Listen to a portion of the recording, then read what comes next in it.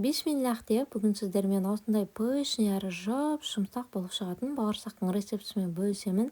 Дәл осы рецептпен достар өзім үнемі заказ пісіремін. Клиенттеріме өте қатты ұнайды. Үйге келген қонақтардың барлығы рецептісін сұрайтын бауырсақ. Сол үшін сіздерге де жасап көруге кеңес беремін. Алдымен ыдысымызға ыстық қайнап тұрған суымызды құйып аламыз. Үстінен сары майымызды саламыз. Егер су қайнап тұрған болса, сары майды осылай ертіп жібереді. Осылай сары майды ертіп аламыз. Үстінен жылылау сүтімізді құямыз. Дәміне қарай сіздер қант қоссаңыздар болады. Менің отбасыма ұнамаған соң қант қоспаймын, яғни шекер. Татымына қарай тұз қосамыз. Дәміне қарай. Және аштықыны қосамыз. Аштықы қоспай жатып, бір рет суыңыз қатты ыстық емес па, міндетті түрде тексеріп көріңіздер, себебі суларыңыз қатты ыстық болса, дрож күйіп қалып, қамырларыңыз көтерілмей қалуы мүмкін. Үстінен ұнымызды салып қамыр илейміз. Қамырды көбірек және ұзағырақ илеуге кеңес беремін, июін қандырып. Июі қанған, жақсы иленген қамыр өте жақсы болады және бауырсақтарыңызда керемет шығады. Қамырларыңыздың июі қанғанын достар осылай қолдарыңызға, жасы илеп жатқан тостақтарыңызға жабыспағанынан білсеңіздер болады. Илеп болғаннан соң бетін жауып көтерілуге қоямыз. Көтерілгеннен соң достар міндетті түрде бір қайтара илеңіздер. Бауырсақтарыңыз керемет жууына осы бір қайтара илеудің де септігі тиеді.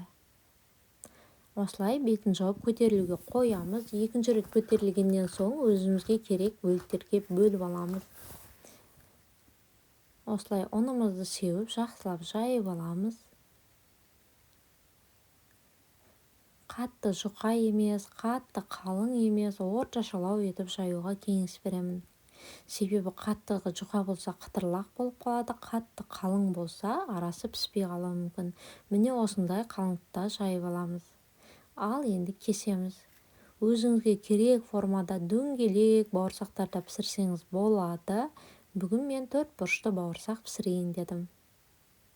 Не осылай кесіп қоямыз. Кесіп болғаннан соң бауырсақтарды бір шетке, амал болса мата дастарханға тізіп қойыңыз.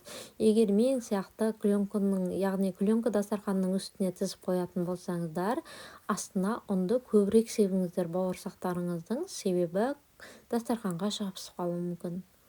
Осылай кесіп болғаннан соң бетін жауып 15-20 минутқа көтерілуге қалдырамыз. Көтерілген бауырсақтарымызды қызып тұрған орташа оттағы майда екі жағын қызартып пісіріп аламыз. Міне осылай піседі.